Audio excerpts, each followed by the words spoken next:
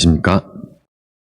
세 번째 강의, 누구를 찾느냐라는 주제로 강의 시작하겠습니다. 성부와 성자와 성령의 이름으로 아멘. 하늘에 계신 우리 아버지, 아버지의 이름이 거룩히 빛나시며 아버지의 나라가 오시며 아버지의 뜻이 하늘에서와 같이 땅에서도 이루어지소서.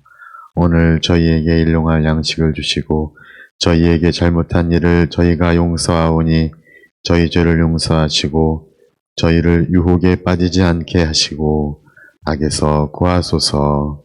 아멘. 성부와 성자와 성령의 이름으로 아멘. 안녕하십니까? 네, 벌써 세 번째 강의입니다. 첫 번째 강의가 뭐였나? 첫 번째 강의 오리엔테이션이 있은 다음에 첫 번째 강의는 삶을 거행하라. 네, 우리 삶을 예식처럼 거행하자는 그런 취지로 말씀을 드렸고, 두 번째는 우리 가정과 나의 어떤 주제로 생명을 전달하는 기쁨이라는 그런 주제를 갖고 두 번째 강의를 했었습니다. 오늘 세 번째 강의, 누구를 찾느냐라는 주제입니다. 누구를 찾느냐. 성경에 이런 표현이 등장했던 것으로 기억이 나실 것 같습니다. 요한복음 1장 38절에 보면 무엇을 찾느냐라고 예수님께서 질문하십니다. 첫 제자들이 예수님을 뵈러 왔을 때 무엇을 찾느냐라고 물어보셨고, 그 다음에 18장 4절에서는 누구를 찾느냐라는 이 질문은 아마도 예수님을 잡으러 온 사람들에게 던지셨던 질문일 거고요. 그 다음에 요한복음 20장 15절에 마리아 막달레나가 무덤 앞에서 울고 있을 때 여인아 왜 우느냐, 누구를 찾느냐라는 질문을 하셨습니다. 오늘은 그래서 이 누구를 찾느냐라는 이 주제를 갖고 강의를 진행해 보고자 합니다. 제가 이 강의를 준비하면서 처음에 말씀드렸던 것처럼 부르심의 매력이라는 주제를 갖고 우리의 성소, 우리들 자신을 돌아보면서 특히 나 자신, 그동안 내가 좀 이렇게 놓고 있었던, 내가 좀 보살피지 못했던 나라는 인간, 나 자신에 대해서 한 번쯤은 다시 한번 생각해 보자라는 그런 제안이었었고요. 그런 나를 만날 수 있는 여러 가지 방법들 중에서 바로 나는 찾는 사람이라는 것, 나는 무언가를 찾는 사람이라는 것을 한 번쯤은 우리 마음속에 또 머릿속에 일깨워 보면 어떨까라는 생각이 들었습니다. 제가 책을 몇 권 썼는데 그 중에 하느님과의 숨바꼭질이라는 책을 썼는데요. 안 사셔도 됩니다. 네. 이 책을 하느님과의 숨바꼭질이라고 붙인 이유는 책을 많이 팔기 위해서죠. 일단은 궁금해야 책을 펼쳐볼 거 아니겠습니까? 근데 이 숨바꼭질이야말로 어떻게 보면 찾고 잡히는 숨고 찾는 이런 아주 재미있는 흥미로운 하느님과 인간 사이에 오고 가는 어떤 놀이 아닌 어떤 놀이가 아닐까. 그러고 보면 우리는 아직까지 계속해서 찾아왔다는 거죠. 그랬는데 나는 과연 찾았는가? 이런 질문도 한번 던져볼 수가 있지 않을까. 잡힐 듯이 잡히지 않는. 이 정도면 됐다고 생각했는데 아직 그 때가 오지 않은 그런 것들을 우리가 좀 경험을 이렇게 하게 되는데요. 송창식이라는 이제 가수가 부른 노래 중에서 이런 노래가 있어요. 거진 다 왔다고 생각했는데 길모퉁이 돌아보면 다시 갈래길. 네, 그러면서 나중에 이제 부른 노래가 사랑은 너무 멀어. 뭐 이러면서 이제 아마도 이 거지거지 다 왔다고 생각했는데 못 잡는 것이 바로 그것이 사랑이기 때문에 어떤 그런 체험을 갖고 노래를 부르신 것 같은데, 사실 우리가 경험하는 하느님, 또 우리가 경험하는 어떤 이 부르심과 응답의 길 역시 이런 어떤 숨바꼭질과 같은 계속해서 찾아 나서야만 하는 그런 거가 아닐까 합니다. 언젠가 저도 이제 학생 때 그 15도라는 10가지 이제 단계의 어떤 도를 깨달아가는 10가지 단계를 이렇게 그리는 그걸 굉장히 관심을 많이 갖고 있었는데요. 15도, 10가지 이제 소를 잡는, 소를 이제 찾아가는, 소가 아마도 진리를 상징하는 것이겠죠. 그래서 어떤 청년이 소의 발자국을 보고 발자국을 따라가다가 소의 꼬리를 보고 소를 잡고 소에 올라타고, 그다음에 어느 순간 소가 하나가 돼서 이렇게 공이라는 글자가 새겨지고, 그다음에 소와 함께 저작거리로 내려와서 사람들 안으로 들어가고, 그런데 그 사람들 안에 들어가서 이야기하는 그 사람의 이제 호리춤에는 호리병이 있는 게 이제 술에 취한 호리병, 이게 아마 진리에 취한 어떤 그런 진리를 찾아가는 여정을 이렇게 10가지 동양적인 것이죠. 동양적으로 10가지로 그려준 것이 있었는데, 어쩌면 그것처럼 우리는 계속해서 그 진리를 우리가 찾아가는 그런 과정이 있지 않나. 사실 성경을 펼쳐보면요, 성경에도 다양하게 찾는 사람들이 존재를 합니다. 이게 좀 화면을 잠깐 보시면요, 오늘 제가 이렇게 누구를 찾느냐라는 이렇게 주제를 갖고 왔는데, 이렇게 PPT 이렇게 공짜로 돌아다니는 것 중에 하나 보니까 문을 이렇게 열고 흥미롭죠. 누구를 찾느냐. 문을 열고 봤더니 또 다른 세상이 이렇게 펼쳐지고 있는 그런 모습인데, 무엇을 찾느냐, 누구를 찾느냐, 여인아 왜 우느냐, 누구를 찾느냐가 읽었던 말씀이죠. 그런데 이렇게 찾아 나서는 이러한 여정에 대해서 또 아름답게 설명해 주신 분이 베네딕토 16세 교황님이십니다. 저는 개인적으로 베네딕토 16세 교황님을 굉장히 많이 이렇게 좀 읽었는데, 그분의 글을 많이 읽었는데, 물론 제가 한 신학자이기 때문에 신학자로서 굉장히 이제 학식이 높으신 교황님을 존경하기 때문이기도 하지만, 이 교황님께서 우리들에게 전해주시는 이야기는 그분의 개인적인 것은 전혀 없습니다. 다 교회 금은 보화들을 현대식으로 잘 소화시켜서 전해주고 있는데, 그분께서 동방박사 이야기를 성탄 강론을 하시면서 동방박사 이야기를 들려주시면서, 동방박사들은 누구였는가? 그들은 하느님을 찾고 자기 자신을 찾는 이들이었습니다. 라고 말씀을 하셨습니다. 하느님을 찾고 자기 자신을 찾는 이들. 그러고 보면 동방박사들만이 아니라 우리 역시도 하느님을 찾고 자기 자신을 찾는 그 여정 중에 있지 않나 생각이 듭니다.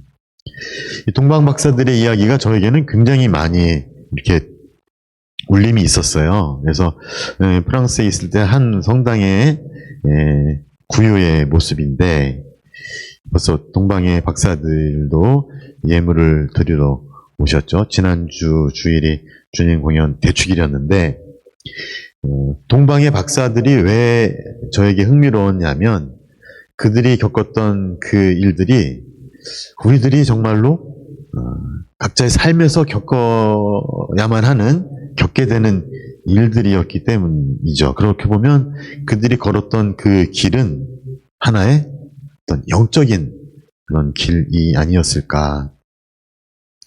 그래서 이제 이걸 한 5가지 단계로 나누어서 설명을 하고 있는데요. 베네딕토 스미스 교황님도 이런 이야기를 하셨지만 저도 하나님과의 숨바꼭질에서 이 이야기를 하고 있는데, 첫 번째는 별을 찾아 나서는 단계가 있죠. 그런데 어느 순간 별이 사라지죠. 그러니까 별이 사라지니까 이제 동방의 박사들이 이제 헤매는 거죠. 헤매다 보니까 그들 생각으로는 유다인의 임금은 분명히 수도인 예루살렘의 화려한 궁전에서 태어났을 것이다라고 통밥을 굴려서 예루살렘으로 갔는데 그곳에 계시지 않았죠. 오히려 그곳에는 누가 있었습니까? 그 탄생할 아기를 죽이려고 하는 그런 헤로데와 그의 신하들이 있었던 것이죠. 그런데 어처구니 없게도, 문명의 장난인지 어처구니 없게도 동방의 박사들은 예수님의 적이 될 그들의, 또 헤로데 임금의 말에, 안내에 의탁해야만 했던 것이죠. 알 수 없어, 이제. 이제는 옛날에 우리가 알고 있었던 그런 점성술, 어떤 능력, 계산하고 재고 하는 이런 걸로 충분히 걸어갈 수 있었던 길이었는데, 어느 순간에는 자기 자신조차도 믿을 수 없는 상황에 처하게 된 것이죠. 그렇기 때문에 알 수 없는 미래를 맞닥뜨릴 수밖에 없는 것이죠. 그런데 놀랍게도 그렇게 이제 포기하는 그런 상황에서 새롭게 그 별이 다시 반짝이면서 길을 밝혀주고, 결국에는 그 별이 멈춰선 그곳에 가서 박사들은 예수님을 경배하고, 엎드려 경배하고, 예물을 봉헌하고, 그 다음에 천사가 일러준 다른 길로, 이게 아주 좀 상징적으로 의미가 있는 것 같아요. 다른 길로, 그들이 왔던 길을 그대로 가는 것이 아닌 이제는 다른 길로 돌아서 자기 고장으로 돌아가는 이 단계가 우리 각자가 늘 걸어가고 있는 그 영적인 여정을 이야기해 주기 때문이 아닐까 생각을 해봅니다. 혹시 우리는 별을 잃고 있는 것은 아닌가? 혹은 우리는 정말 별을 찾아서 나선 것일까? 정말로 떠난 것일까? 아니면 떠나지도 못한 채 머물러 있는 것일까? 아니면 이미 떠났음에도 불구하고 그 떠나 있는 그곳이 마치 목적지인 것처럼 안주하고 멈춰서 버린 것은 아닐까? 별이 사라졌기 때문에. 그것도 하나의 위기이겠죠. 하지만 그 위기는 그런 것 말고도 다양한 방식으로 우리들의 삶을 위협하고 우리들을 혼란스럽게 만듭니다. 그 혼란 중에 우리는 갈피를 잡지 못하고 갈팡질팡하는 경우가 많죠. 어떤 사람은 다른 또 신흥 종교에 빠지는 사람도 있고, 어떤 사람은 다른 속임수, 어떤 사람은 이곳, 어떤 사람은 저곳, 다양한 그런 갈래길에서 사람들을 만나고 하죠. 하지만 그 방향은 끝이 아니죠. 어느 순간 다시 길을 발견하게 되고, 그때는 그 전보다는, 위기를 겪기 전보다는 다른 자신의 모습을 바라보고 만나게 되고, 그리고 이제는 새롭게 길을 걸어가면서 결국에는 각자가 자신만의 고유한 방법으로 그 길을 끝까지 걸어가게 될 것이다. 아마 우리는 모두 다 아직까지 그 목적지에 도달하지 않았다면 우리 모두 다 지금 그 길을 걸어가고 있는 것이다. 이 이야기가 우리들에게 전해주는 교훈이 아닐까. 그런 면에서 이 이야기는 우리들에게 지금 여러분은 찾고 있습니다. 찾아야 합니다. 찾아 떠나야 합니다. 지금 찾아 떠났다는 것을 잊지 마십시오라고 우리들에게 말해주는 같습니다. 찾는다는 거. 왜 찾아야 될까? 저는 그게 굉장히 좀 중요한 질문이었어요. 왜 하느님은 그냥 쉽게 뿅 하고 나타나서 당신의 모습을 보여주지 않고 찾아야 만나는 것일까? 그것은 그분께서 숨어 계시기 때문이다. 베네딕토 16세 교황님께서 성탄 강론을 하시면서 하느님은 아기 예수님 속에 숨어 계십니다. 그런데 누구나가 다 아기 예수님의 얼굴을 보고 하느님의 얼굴을 발견하는 것은 아닙니다. 그 아기의 얼굴에서 하느님의 얼굴을 발견할 수 있는 준비가 되어 있지 않으면 경배할 수도 예물을 봉헌할 수도 없다는 거죠. 아마도 동방의 박사들은 그 위기의 순간을, 그 먼 길을 걸어오면서 위기의 순간을 거치면서 특히 알 수 없는 미래를 맞닥뜨리는 용기를 통해서 그리고 그 길을 걸음을 통해서 아기 예수님을 하느님으로 알아볼 수 있는 준비를 갖추었던 것은 아닐까. 어쩌면 우리가 지금 걸어가고 있는 이 각자의 길은 아기 예수님의 얼굴에서 나의 주님, 나의 하느님을 발견할 수 있도록 준비해가는 과정은 아닐까 하는 생각을 해보게 되는데요. 제가 그 교황님의 그러한 말씀에 영감을 얻어서 내 삶에 열린 하늘, 자 보시면 PPT에서 봤던 그 하늘이 창문이 열리고 문이 열리고 창공이 보이는 그런 모티브가 좀 비슷하게 있죠. 내 삶에 열린 하늘이라는 그 책의 25쪽에 이런 이야기를 교황님의 말씀을 그대로 제가 실었습니다. 성탄이라는 책이에요. 네. 이렇게 말씀하십니다. 제가 화면으로도 준비를 했습니다. 베네딕토 16세 교황님께서 이렇게 말씀하셨죠. 그분은 하느님이시죠. 하느님은 힘으로 우리가 당신 앞에 무릎 꿇게 하지 않으십니다. 하느님께서는 진정한 자유 안에서 우리와 사랑의 관계를 맺고 싶어 하십니다. 기다림, 찾는 마음, 오고 감이 있는 가운데 모든 피조물과 새로운 관계를 맺고 영원한 사랑의 관계를 맺고자 하십니다. 하느님은 모든 피조물이 길을 걷기를, 자유 안에서 당신의 부름에 응답하기를, 그래서 새롭게 사랑이 이루어지길 바라십니다. 하느님은 인간을 기다리십니다.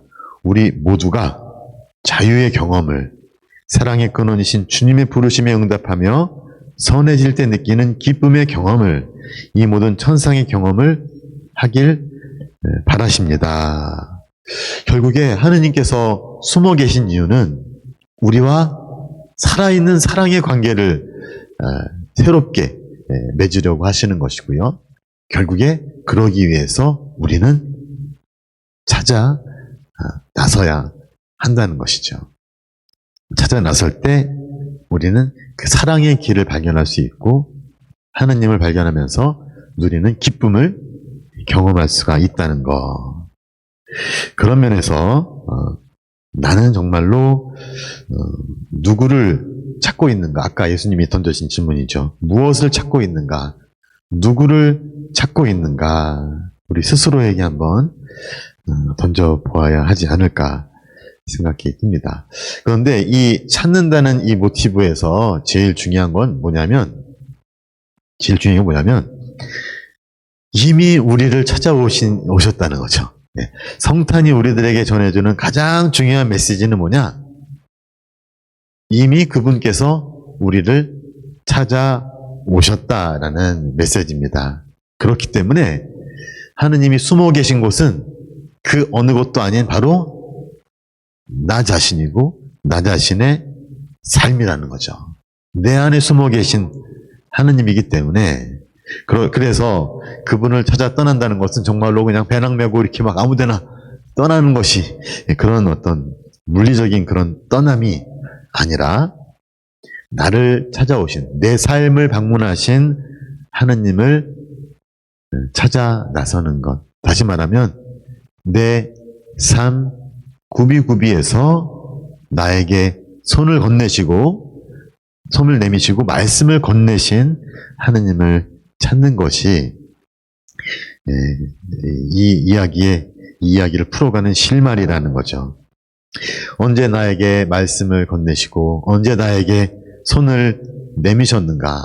우리가 하늘만 보지 않고 하느님이 찾아오신 땅을 볼 수 있을 때, 특히 우리들의 삶을 볼 수 있을 때, 예수님께서 부활하신 후에 제자들에게 천사가 말했죠.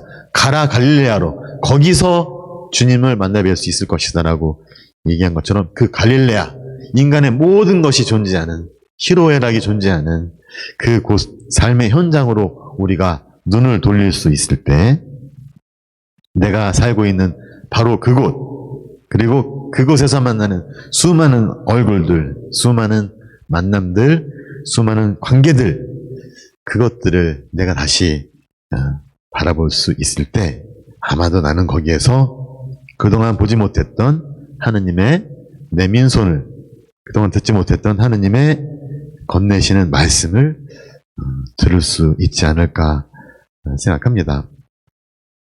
이런 이야기를 함께 묵상하기 위해서는 텍스트 보시면 요한복음 4장 14절에 나오는 이 말씀을 한번 같이 읽어보겠습니다. 그러나 내가 주는 물을 마시는 사람은 영원히 목마르지 않을 것이다. 내가 주는 물은 그 사람 안에서 물이 솟는 샘이 되어 영원한 생명을 누리게 할 것이다. 이게 누구에게 하신 말씀이실까요? 예, 착한 사마리아 사람이 아니라 예, 야곱의 우물가에서 물을 깃던 사마리아 여인에게 예수님께서 물 좀 다오 하시면서 서로 이야기를 주고받는 가운데 그 여인에게 하셨던 말씀입니다. 이 목마름, 우물, 그리고 물이 솟는 샘, 영원한 생명, 이런 이 상징적인 이런 표현들은 우리하고 관련해서 뭘 얘기하겠습니까? 바로 우리가 갈망하고 있다는 거죠. 애타게 찾고 있다는 거죠. 이 사마리아 여인이 어떤 여인이었습니까? 물론 사마리아 사람이기 때문에 유대인들로부터 괄시를 받는 사람이었겠지만, 또 여기 이야기에 나오는 것처럼 남편이 몇 명이나 될 정도로 지금 있는 사람, 같이 사는 사람도 남편이 아니라고 하는 것을 보면 아마도 이 여인은 무언가에, 아마도 사랑에, 진정한 사랑에 갈증을 느끼는 그런 사람이 아니었나라고 한번 추측해 볼 수 있지 않을까 생각해 봅니다.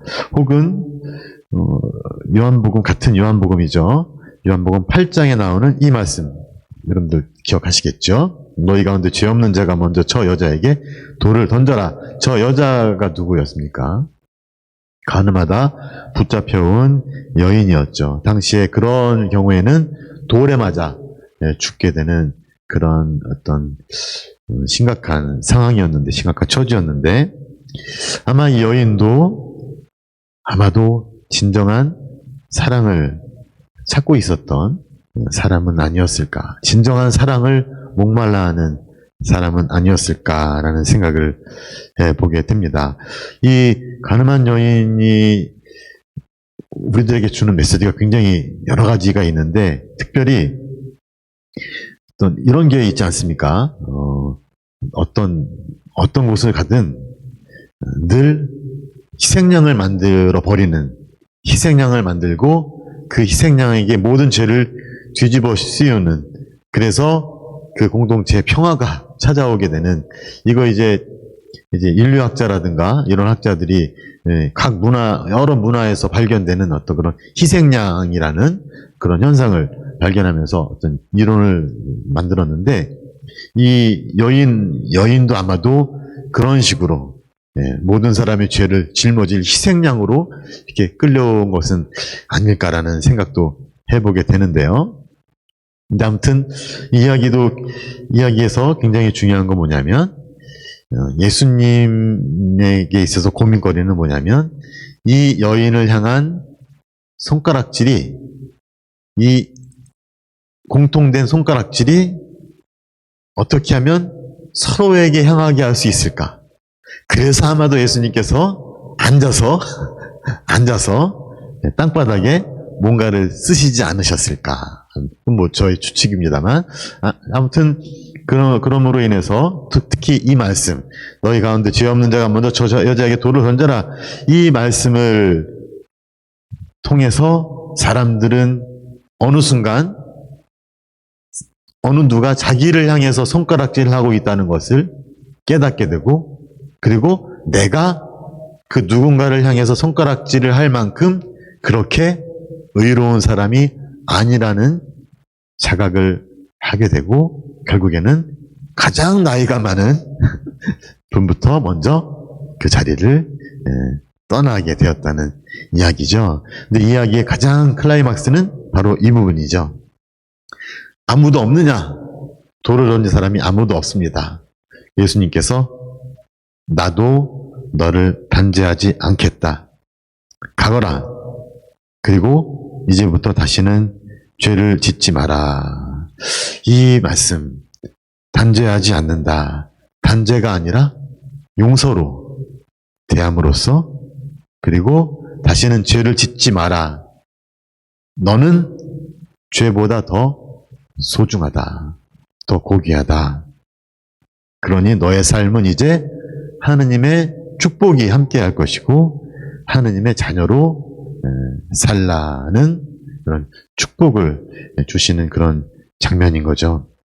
아마도 이 말씀을 통해서, 이 용서를 통해서, 그리고 이 가도록 내버려주는 그 포기의 행위를 통해서 이 여인은 그동안 자기가 목말라 했던 것이 그러한 용서하는, 새롭게 창조하는, 그래서 새로운 삶을 가능케 하는 사랑이었다는 것을 이 여인은 깨달을 수가 있지 않았을까. 그래서 예수님이 하셨던 것은 뭐냐면, 단죄가 아니라 이 여인이 그동안 그릇된 곳에서 찾아왔던 것을 이제 청산하고 새롭게 진정한 사랑을 찾을 수 있도록 일깨워주고 그 길을 걸어가도록 축복해준 일이 아니었을까. 그 용서와 사랑과 축복이 한 사람을 새로 태어나게 하고 새로운 삶을 살아가게 했다는 그 이야기가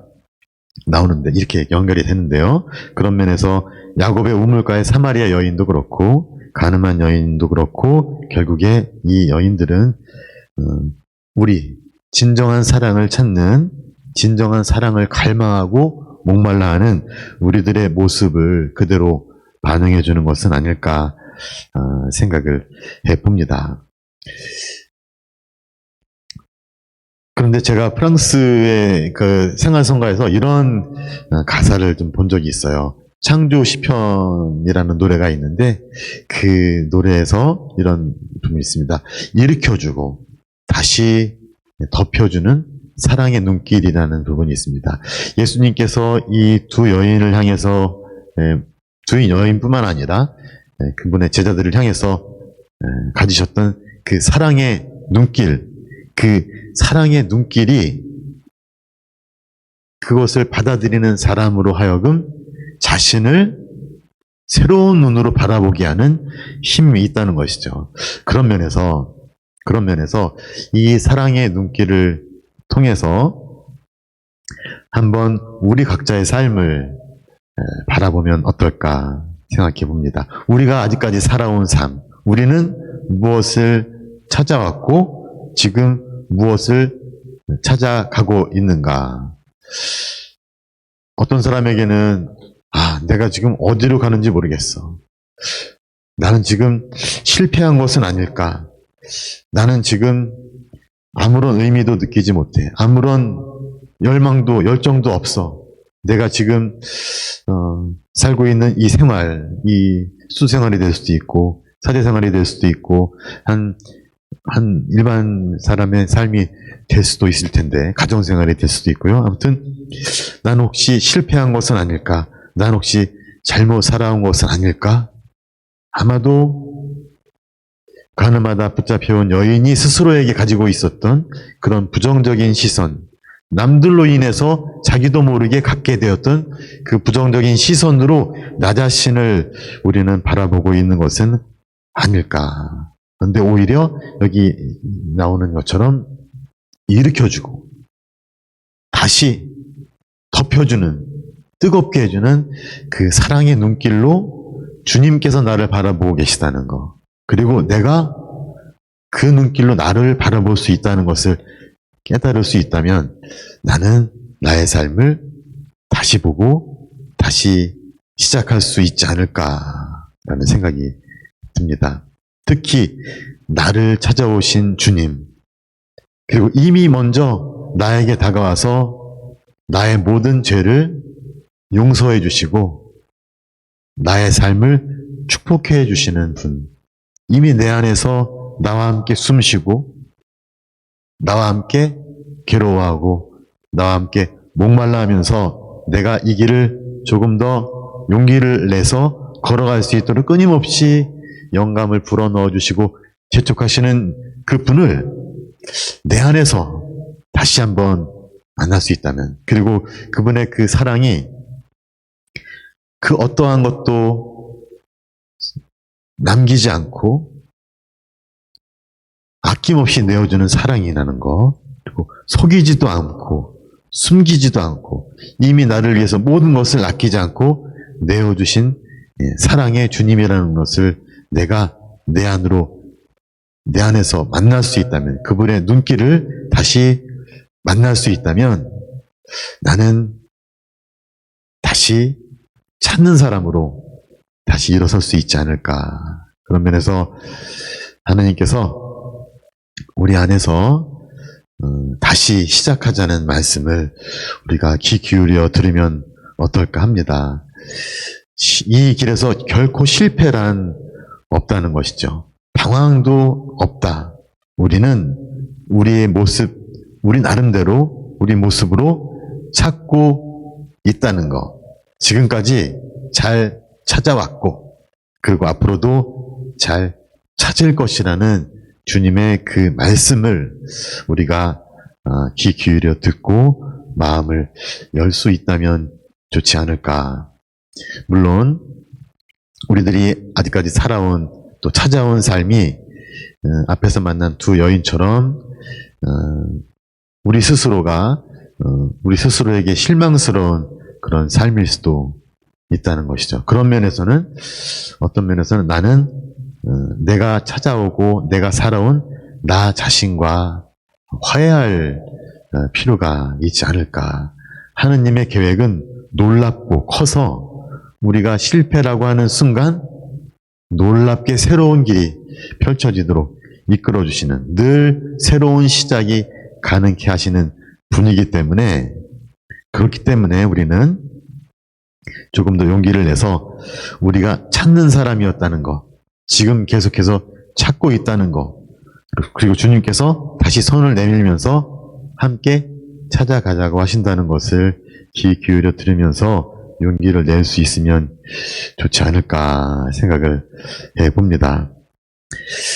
저는 개인적으로 프랑스에서 유학을 굉장히 오래 했다고 말씀을 드렸었는데, 그때 당시에는 정말 힘든 시기였어요. 그런데 지금 생각해보면 그때가 제일 행복했던 것 같아요. 그 어른들이 그러잖아요. 야, 학생 때 시험이 많고 그래도 학생 때가 제일 행복하다. 그냥 시키는 것만 하고, 예?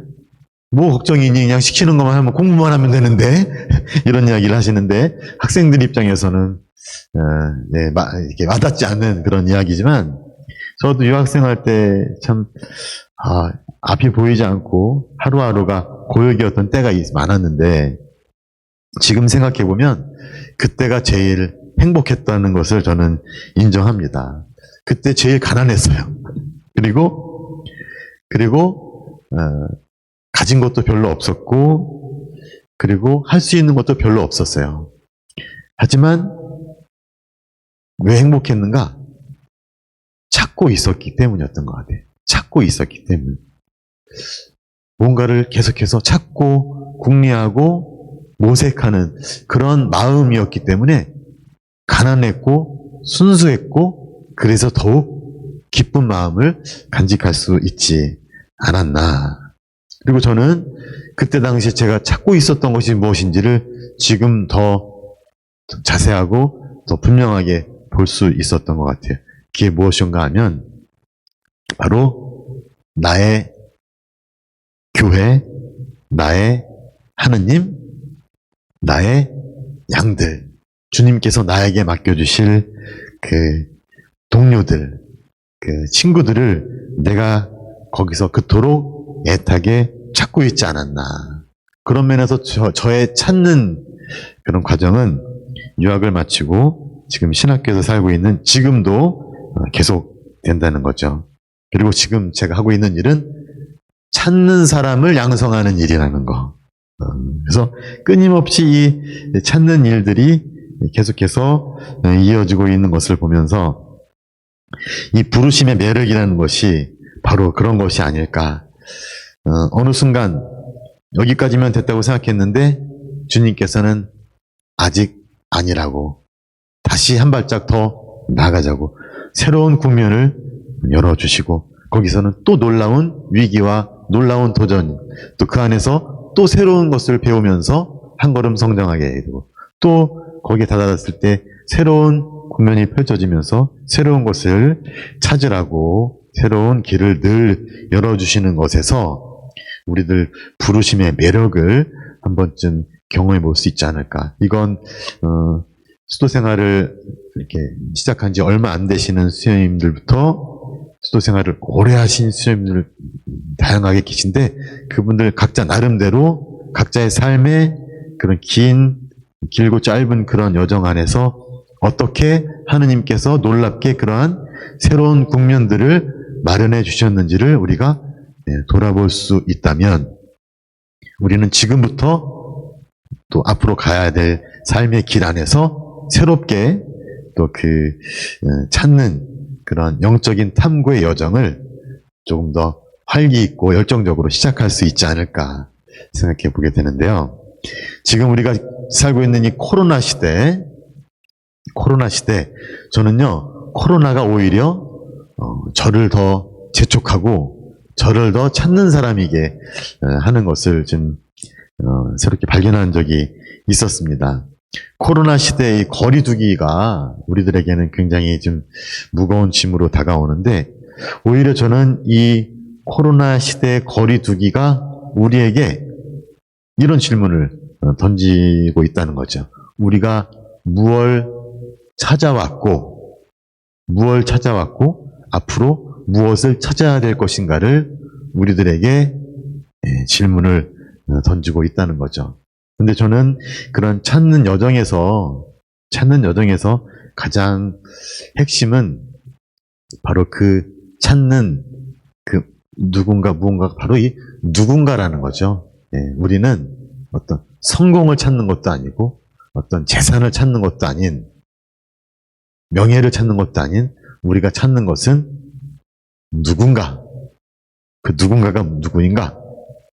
나를 받아주고 나를 인정하고 나와 친교를 나눌 수 있는 누군가라는 것이고 그렇게 본다면 이 코로나 시대의 이 거리두기는 어떤 면에서는 우리의 삶이 이전보다 더 업그레이드, 다시 말하면 우리가 맺는 관계가 이전보다 더 인간적이고 더 형제적인 그런 관계가 될 수 있도록 지금 반드시 지켜야만 하는 그런 거리 두기가 아닐까. 사실 우리가 그동안 거리를 두지 않음으로 인해서 얼마나 관계를 망쳐왔고 얼마나 나의 뜻과 나의 의지만으로 나의 생각과 계획만으로 다른 사람들을 좌지우지하려 했고 나의 생각과 뜻에 계획에 딴 사람들의 생각과 삶을 끼워 맞추려고 했습니까? 그로 인해서 얼마나 서로가 서로에게 상처를 주고 오해를 안고 살아왔습니까? 그런 면에서 많은 사람들이 코로나 이전의 일상으로 돌아가기만을 바라는데, 솔직히 얘기해서 그 시절로 똑같이 돌아간다고 해서 뭐 뾰족한 수가 있을까? 오히려 그 일상으로 돌아가서 살아갈 우리들의 삶이 더 풍요롭고 더 인간적이기 위해서는 지금 이 거리두기 시간 안에서 거리두기의 이 영성, 거리두기의 미학, 이런 것들을 좀 배워야 하지 않을까. 그 거리두기라는 뭐냐면 바로 내가 찾는 그 대상이 누군가라는 것이고, 그리고 그 누군가와의 친교라는 것이고, 그렇게 누군가와 친교를 나누기 위해서는 나는 나의 의지와 자유로 그 사람의 자유를 끼워 맞춰서는 결코 안 되고, 그 사람이 한 인격적인 자유로운 주체로 라는 걸 인정하고 그렇게 살아갈 수 있도록 이렇게 놓아주는, 포기하는 것이 그야말로 이 거리두기 시대에 우리가 배워야 할 거리두기의 영성이 아닐까라는 생각을 보게 됩니다. 그래서 제가 영상을 이렇게 화면을 좀 보시면, 코로나 시대 거리두기로 오늘 좀 강의를 마무리할까 하는데요. 왜냐하면 우리가 찾는 사람이지만 그 찾는 사람이 어떤 그 대상이 무엇인지, 그리고 어떻게 찾아야 되는지에 대한 중요한 힌트를 코로나가 주고 있다고 보는데, 코로나로 인해서 어쩔 수 없이 두게 되는 우리의 거리두기는 우리들의 일상으로 돌아갔을 때 우리들의 관계를 정말로 새롭게 하기 위해서 반드시 필요한 거리두기라는 것이죠. 그래서 지금 우리가 바라고 있는, 간절히 찾고 있는 것이 친교라는 것이고, 그리고 우리가 지금 고통스러운 이유는 그 누군가에 대한 그리움이기 때문에 이 거리두기는 우리의 사랑이 깊어지기 위해서 반드시 필요한 거리두기라는 것을 한 번쯤 생각해 본다면, 그러면 오히려 이 코로나 시대를 통해서 비록 지금 비대면으로 피정을 하고 있지만 여러 가지로 생각해 보고 할 것이 많지 않을까. 그동안 나는 얼마나 나의 생각과 뜻과 자유와 계획과 어떤 그런 구상 안에서 세상을, 사람들을, 동료를, 모든 사람을 그 안에 끼워 맞추려고 거리를 두지 않고 해왔는가. 하지만 진정한 친교, 진정한 사랑이 이루어지기 위해서는 우리에게는 그러한 사랑의 거리두기가 반드시 필요하다는 것을 한번 마음에 새겨보면 좋지 않을까 합니다. 그래서 제가 제안하고 싶은 묵상 주제는 요한복음 1장 35절에서 51절, 예수님을 찾아온 제자들과 예수님 사이에 있었던 일입니다. 이 이야기들을 봐도 예수님과 제자들 사이에 얼마나 그 창조적이고 필요한 거리두기가 잘 지켜지고 있는지. 와서 보아라. 와서 보아라. 너희들 스스로 자유로우니까 스스로 와서 보고 머물고 그리고 가렴.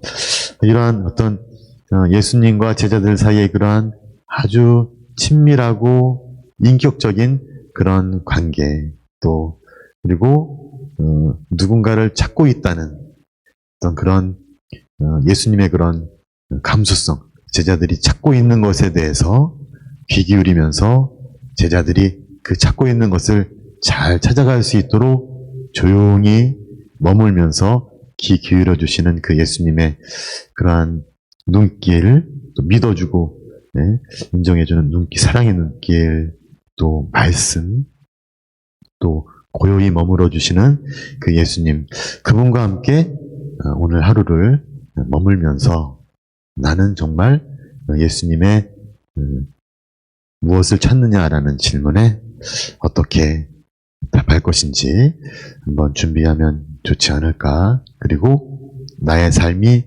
그동안의 삶이 정말로 진정 그리운 것을 그리운 누군가를 찾아온 삶이라는 거. 지금 내가 그 길을 잘 걸어가고 있고 지금 잘 완성해가고 있다는 거 주님께서 그렇게 이끌어가고 계시다는 것을 확인할 수 있는 그런 용기가 되는 위로가 되는 그런 시간도 오늘 한번 가져보시면 좋지 않을까 생각합니다. 강의 이것으로 마치고 영광성원으로 마무리하겠습니다. 성부와 성자와 성령의 이름으로 아멘. 영광이 성부와 성자와 성령께 처음과 같이 이제와 항상 영원히 아멘. 성부와 성자와 성령의 이름으로 아멘. 감사합니다.